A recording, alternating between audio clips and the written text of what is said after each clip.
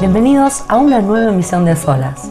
Hoy, Oscar Arias, quien ha sido 2 veces presidente de Costa Rica y recibido el Premio Nobel de la Paz, va a compartir con nosotros su visión de la situación en América Latina y el mundo. Oscar Arias Sánchez nació en la ciudad de Heredia, Costa Rica, en 1941. Descendiente de una de las familias más ricas del país, dedicada al cultivo del café, Oscar Arias estudió en universidades de Costa Rica y Boston, Estados Unidos, y luego en el Reino Unido, en la London School of Economics y en la Universidad de Essex, en la que se doctoró. Desde 1969 hasta 1972 fue profesor de Ciencias Políticas en la Universidad de Costa Rica. Fue presidente de Costa Rica entre 1986 y 1990. Fue elegido para un segundo mandato en 2006. Con tan solo 20 años ya estaba afiliado al Partido Liberación Nacional. Desempeñó cargos gubernamentales bajo la presidencia de José Figueres entre 1970 y 1974. Ya en 1974 fue ministro de Planificación en el gobierno de Daniel Oduber Quirós y en 1978 desempeñó el cargo de diputado. Llegó al cargo de secretario general del PLN en 1979 y 2 años después organizó la elección presidencial de su compañero Luis Alberto Monge. De esa época es su obra Nuevos rumbos para el desarrollo costarricense. Su política se basó en la aplicación de medidas económicas destinadas a paliar la deuda externa del país, pero sus principales esfuerzos se centraron en la elaboración de un ambicioso plan de paz para América Central. Convocó a los presidentes de El Salvador, Guatemala, Honduras y Nicaragua con el fin de llevar adelante el proceso iniciado por el Grupo de Contadora, que se había paralizado debido al conflicto civil panameño y a las tensiones entre el gobierno sandinista de Nicaragua y Estados Unidos.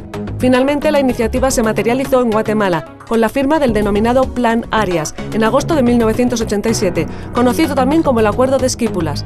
Sus esfuerzos pacificadores fueron reconocidos internacionalmente con la concesión del Premio Nobel de la Paz en 1987 y el Príncipe de Asturias de Cooperación Iberoamericana en 1988. Excelentísimo señor expresidente, muchísimas gracias por habernos concedido esta oportunidad. Encantado. Hace poco ha terminado su segunda presidencia, una presidencia en la que, sin lugar a dudas, se han alcanzado resultados muy beneficiosos para Costa Rica, así como, me imagino, seguramente habrán quedado algunos objetivos sin realizar. Si hacemos un análisis de lo que usted se propuso inicialmente como presidente, de los éxitos, los fracasos, tomando en cuenta, por supuesto, el desarrollo, digamos, de las circunstancias, ¿cuál es el saldo? Bueno, yo me siento muy orgulloso de lo que hicimos en esta segunda presidencia. También me siento muy orgulloso de la primera presidencia. En la primera presidencia yo me encontré con una Centroamérica ardiendo, en llamas. Un conflicto militar donde estaban involucradas las 2 superpotencias de entonces, la Unión Soviética y los Estados Unidos. Y mi lucha fue contra las 2 superpotencias, era David contra Goliat. Ambas superpotencias querían un triunfo militar a las fuerzas que apoyaban y yo quería una solución diplomática, negociada mediante el diálogo. Y por eso presenté un plan de paz que tuvo éxito y fuimos capaces de silenciar las armas. Después de haber salido en 1990, volví al poder en el 2006. La Costa Rica de entonces era muy diferente. Era una Costa Rica que no tenía rumbo, que no tenía dirección. Era un barco a la deriva. Teníamos que hacer cosas que nadie en Costa Rica se atrevía a hacerlas. Teníamos que terminar con monopolios del Estado en telecomunicaciones y en seguros que nadie quería terminar con ellos. Teníamos que aprobar un tratado de libre comercio con los Estados Unidos que era muy impopular y no solo me costó ganar las elecciones, sino que después tuvimos que acudir a un referéndum para pedirle a los costarricenses en las urnas que decidieran si estaban de acuerdo en que se aprobara el Tratado de Libre Comercio con Estados Unidos, cosa que ganamos y lo aprobamos. Y luego era un país que no gastaba en infraestructura, que no gastaba suficiente en educación, en salud. Yo llegué y establecí un programa en el cual le dábamos una suma mensual de colones a las madres de los hijos o hijas, con tal de que esos jóvenes no abandonaran el colegio para disminuir la deserción Es uno de los programas más importantes que ha tenido Costa Rica en toda su historia. Y bueno, logramos disminuir la deserción, que más estudiantes de secundaria se gradúen y logren el bachillerato. Esa fue una de las cosas importantes. Luego, en todo lo que es cultura, en todo lo que es sectores sociales, hicimos mucha cosa. Establecimos un sistema de escuelas de música en todo el país para niños y jóvenes. Tenemos 7,000 jóvenes en un país pequeño. 7,000 jóvenes son muchos, aprendiendo a tocar instrumentos musicales. No vamos a equipararnos con Rusia en ese sentido, pero para América Latina es un paso muy importante. Así es que yo me siento muy contento. Cada presidente le deja, digamos, un legado a su pueblo, algo por lo que después, por años y años, es reconocido, memorizado por la gente. ¿Usted qué cree, por qué será recordado, digamos, usted, esta presidencia en particular? Esta segunda presidencia será recordada porque le devolvimos la confianza al costarricense. Tuvimos unos casos de corrupción en mi país. La gente perdió confianza y fe en la clase política. Además, no existía liderazgo suficiente para conducir al país por el camino que uno quería. Equivocado o no, no todos estaban de acuerdo con lo que yo hice. Y tuve mucha oposición, pero prevalecieron mis ideas. Y bueno, por primera vez elegimos a una mujer como presidenta de mi país. Ella era mi vicepresidenta y este era un sueño mío desde hace muchos años. Yo llevé 20 años atrás, por primera vez en la historia, una mujer como vicepresidenta, pero no habíamos tenido una presidenta, así es que yo apoyé a mi vicepresidenta para que fuera candidata por mi partido, ganamos y es la primera vez que tenemos una presidenta que le va a dar continuidad a todo lo que hicimos y eso es importante. Usted decía que bueno, cuando empezó su segunda presidencia se encontró con una Costa Rica a la que le faltaba rumbo. ¿Podría decir usted que ahora sí está ese rumbo, que esa dirección existe, está concretamente marcada, digamos? Sin duda alguna. Hoy, digamos, un tratado de libre comercio con Estados Unidos que a mí me obligaron a ir a un referéndum, no habría que hacer eso. Yo negocié un tratado con Singapur, negociamos otro tratado de libre comercio con China, acabamos de terminar un tratado de libre comercio con la Unión Europea, 27 países, y ninguno de esos fue necesario consultarlo con el pueblo. Y estoy seguro que en el Parlamento, en nuestra Asamblea Legislativa, será aprobado sin ningún problema. ¿Cuáles diría usted que son los desafíos que ha de enfrentar ahora la nueva presidenta? Seguir construyendo lo que hemos hecho, gastar toda la plata que se pueda en el sector social, en educación, en salud, en vivienda, en cultura, en estas escuelas de música que le digo, llevar la cultura a todos los pueblos, que no sea algo elitista, sino que sea algo popular. En infraestructura nosotros quintuplicamos la inversión en transporte y en infraestructura vial. Ahora tenemos que concesionar los puertos porque no tenemos los recursos, el Estado no los tiene y eso lo va a continuar la presidenta actual. En política exterior le devolvimos la dignidad que Costa Rica había perdido. Imagínese usted que Costa Rica en el gobierno anterior apoyó a George W. Bush con la invasión de Irak. Un país sin ejército como Costa Rica no podía hacer eso y sin embargo lo hizo. Si en el primer gobierno convertimos a Costa Rica en una especie de potencia moral porque fuimos capaces de enfrentarnos a las dos superpotencias y luchar por una solución pacífica en Centroamérica, en este segundo gobierno también una costarricense acaba de ser nombrada la directora de Naciones Unidas para todo lo que es cambio climático. Eso me llena de orgullo porque fui yo quien la recomendé. Nosotros en ese tema, la protección del medio ambiente, somos una de las naciones más adelantadas en el mundo. La razón por la cual nos visitan los turistas es fundamentalmente para visitar nuestros parques nacionales, o sea que hemos puesto un gran énfasis en la protección del medio ambiente, en cuidar nuestros bosques. Somos el primer país en sembrar árboles en el mundo. Por habitante y por kilómetro cuadrado no hay ningún país en el mundo que haya sembrado más árboles que Costa Rica. De tal manera que somos un país con un alto índice de desarrollo humano, si usted lo puede ver en el índice de desarrollo humano de Naciones Unidas. Y bueno, yo pienso que nos sentimos orgullosos de lo que hemos hecho. Como decíamos ahora, más allá de los resultados optimistas, tanto en el caso de Costa Rica como de otros países de la región, son muchas aún las tareas a resolver, en lo económico, en lo social, en lo que sea infraestructura, en lo político. Y sin embargo, en su momento usted ha enfocado sus esfuerzos en lo que sea establecer procesos de paz, regular conflictos. Bueno, razón por la que recibió el Premio Nobel de la Paz en el 87. ¿Por qué en su momento consideró usted que precisamente esta causa era prioritaria?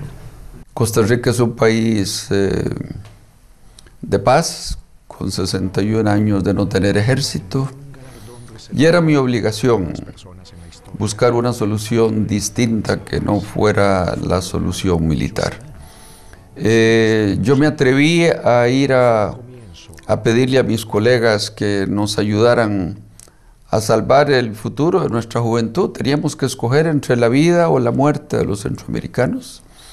Y la verdad es que la región centroamericana es muy pequeña en un mapa y todavía Costa Rica no se podía diferenciar del resto de los países, de tal manera que eso nos afectaba la inversión nacional, la inversión extranjera, el turismo, y era necesario pacificar la región. Creo que apelé a los sentimientos de mis colegas presidentes para decirles, tenemos que escoger por la vida y tenemos que ceder y transigir para ponernos de acuerdo. Por supuesto que yo fui el primero en ceder con la propuesta del plan de paz. Se le hicieron muchas modificaciones, pero al final nadie pensaba que íbamos a salir del hotel allá en Ciudad de Guatemala con un acuerdo, y así fue. Vamos a seguir con estos temas, pero después de una pequeña pausa.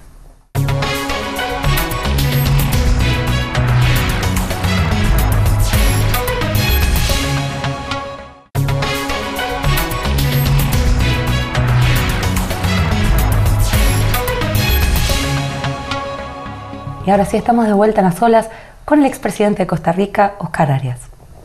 ¿Podría contarnos por ahí, describirnos un poco cómo fue ese momento, cómo fue la conversación? ¿Cómo sintió usted que realmente fue ese el camino que dio el resultado esperado? Bueno, yo lo que hice fue decirles, miren, no salgamos de aquí hasta que no hayamos firmado, hasta que no hayamos llegado a un acuerdo. Porque si vamos a salir a hacer consultas con ministros, con cancilleres, con ministros de defensa, con los militares, posiblemente nos van a decir no firme. Y entonces, en efecto, nos quedamos discutiendo hasta la madrugada del día siguiente, y por eso cuando bajamos estaba el lobby lleno, con periodistas de todas partes del mundo, y pienso que estaban esperando pues que llegáramos a decirles no nos pusimos de acuerdo. Y por eso fue una noticia internacional muy fuerte, porque les dijimos sí, nos pusimos de acuerdo, tenemos un plan de paz para Centroamérica. Ya sea en el caso de Centroamérica, en el caso de América Latina en general, ¿hasta qué punto cree usted que se ha logrado un crecimiento en este sentido? ¿En qué podemos decir que se diferencian los conflictos armados de la América Latina de hoy de la de los años 80?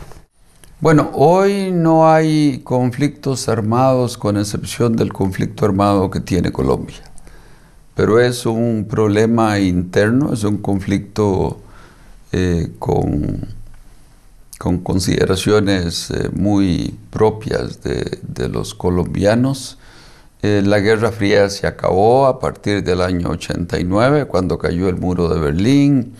Y entonces hoy tenemos criminalidad, tenemos crimen organizado, estamos peleando contra el narcotráfico, contra carteles de la droga, sobre todo en México, en Guatemala, en El Salvador, tenemos unas pandillas en el norte de Centroamérica, no es este el caso de Costa Rica, gracias a Dios. Los problemas son otros, pero ya no hay conflictos armados. Con respecto al éxito que hayan tenido las economías latinoamericanas en la reducción de la pobreza y en la reducción de la desigualdad, yo le diría que el éxito es relativo. Por supuesto que hemos sido capaces de reducir la pobreza, pero no lo suficiente. Cuando uno compara América Latina con los países del Asia, por ejemplo, del sudeste asiático, ciertamente ellos nos llevan una ventaja muy grande. Nosotros estamos cumpliendo casi todos en estos próximos años 200 años de vida independiente de España y de Portugal, y no tenemos un solo país rico, no tenemos un solo país del primer mundo. Unos son más democráticos que otros, unos son más prósperos que otros, pero no tenemos un país con $35,000 de ingreso por habitante. En ese sentido, no ha hecho su tarea. Todavía la escolaridad promedio en América Latina es sumamente baja, son como 8 años. Pero hay países que se han quedado atrás, hay países que tienen modelos de desarrollo muy distintos. El nuestro en Costa Rica, desde que yo llegué al gobierno, en la primera vez, del 86 al 90, la decisión fue de ir poco a poco insertando a una pequeña economía como la nuestra en la economía internacional. En aquel tiempo no habían negociaciones de tratados de libre comercio, entonces Costa Rica sencillamente decidió unilateralmente comenzar a reducir los aranceles para poder importar productos del exterior mucho más baratos, sin pagar impuestos, y de igual manera nosotros tratar de insertarnos en el mercado internacional. Después comenzamos a negociar tratados de libre comercio y, como le digo, en este segundo gobierno negociamos con Estados Unidos, con República Dominicana, con Singapur, con México y con los 27 países de la Unión Europea. Desde su punto de vista, ¿cuáles son hoy por hoy las grandes tareas que América Latina ha de realizar en miras a continuar con su desarrollo? Bueno, está hablando con un demócrata convencido, entonces yo le diría que tenemos que avanzar más en la consolidación de las instituciones democráticas, no utilizar algunas instituciones democráticas para luego socavar esas mismas instituciones, como está sucediendo en algunos países. Qué sé yo, y respetar los derechos humanos, las garantías individuales, las libertades individuales de los pueblos latinoamericanos, cerrar la prensa, por ejemplo, en algunos países. Yo siempre repito que el verdadero demócrata, si no tiene oposición, debe crearla. Y lo que estamos viendo hoy en América Latina y en otras partes del mundo es a jefes de Estado que lo que quieren es debilitar a la oposición o acabar con ella, que es lo peor. Entonces tenemos que mejorar las instituciones democráticas que hemos creado. Después de 20 años nos llevamos la sorpresa en Honduras de un golpe de Estado. Eso fue una bofetada en la cara de los pueblos de América Latina, porque creíamos que esa página ya la habíamos pasado, la página de las dictaduras, la página de los golpes militares. Y la verdad es que la democracia, si no rinde los frutos, los pueblos se van a cuestionar el sistema político que tienen. Y por eso tenemos que probarle a nuestros pueblos, y esto es válido para todos los regímenes del mundo, de que la democracia puede mejorar las condiciones de vida de nuestra gente, crear una sociedad más próspera, de mayor bienestar, en fin, dar el salto que algunos países en cuestión de 40 años dieron, de pasar de un mundo de tercera categoría, de un país de tercer mundo a un país de primer mundo. China está logrando sacar en cuestión de pocos años a 300 millones de la pobreza. Singapur en 1960 era un país pobre, hoy es un país de primer mundo con un ingreso per cápita de $40,000. Y ese es el reto que tienen, digamos, los países que fueron parte de la órbita socialista aquí en la Europa Oriental y Europa Central. Ahora que son democracias, tienen que consolidar esa democracia y ver si pueden dar ese salto en poco tiempo. Eslovenia es un ejemplo de un país que en pocos años ha crecido muchísimo y ha mejorado las condiciones de vida de su pueblo. La República Checa está haciendo más o menos lo mismo, pero hay otros países que les va a tomar mucho más tiempo. Ese es el caso de América Latina. Algunos países van a poder crecer mucho más rápido, Costa Rica va a ser uno de ellos, Uruguay, Chile, Brasil. Brasil eventualmente va a llegar a ser una potencia industrial importante y otros se van a quedar atrás. ¿Cuál es su apreciación de esta nueva etapa en las relaciones entre Rusia y América Latina?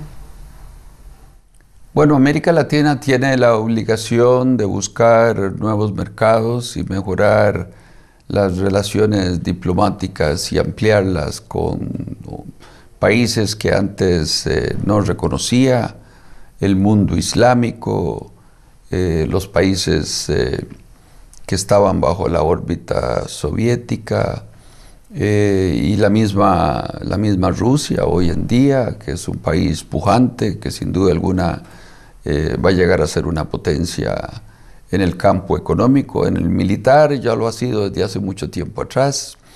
Y tenemos que ampliar el comercio. Usted tiene una asombrosa capacidad de equilibrio, diría yo. ¿Cuáles son sus criterios? ¿En qué criterios se basan?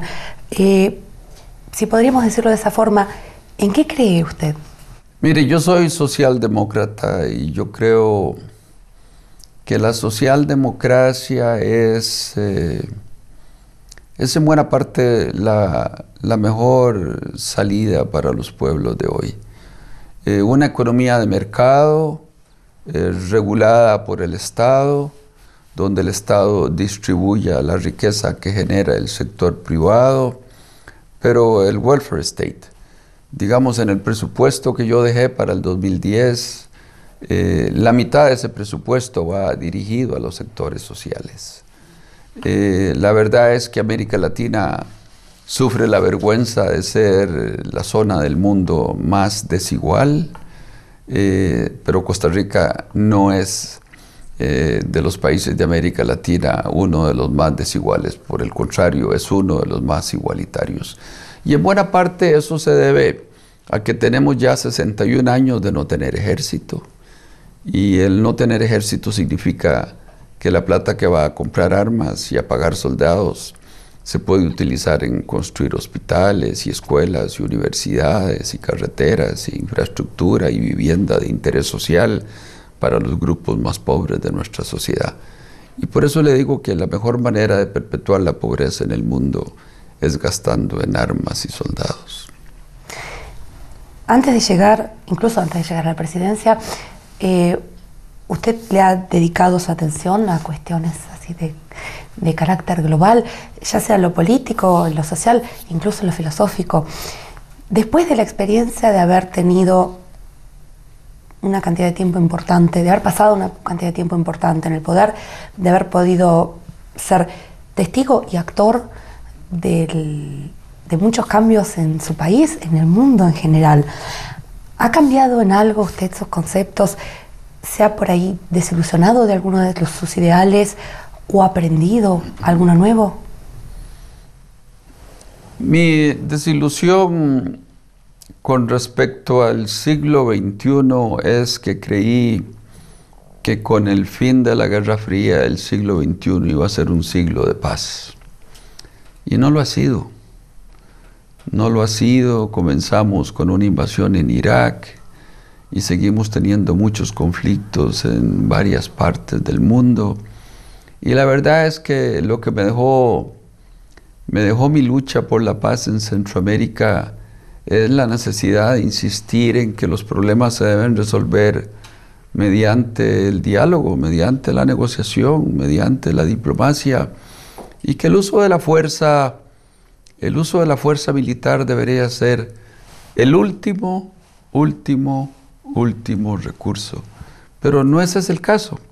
Con mucha frecuencia se utiliza la fuerza militar para solucionar conflictos sin haberle dado una verdadera oportunidad a ese diálogo. Y ese diálogo con paciencia, con perseverancia, con humildad, puede producir milagros. Muchísimas gracias por habernos dedicado su tiempo, por haber compartido con nosotros su increíble experiencia. Encantado. Muchísimas gracias. Encantado. Este ha sido el expresidente de Costa Rica, Óscar Arias. Nos despedimos. Hasta nuestra próxima emisión.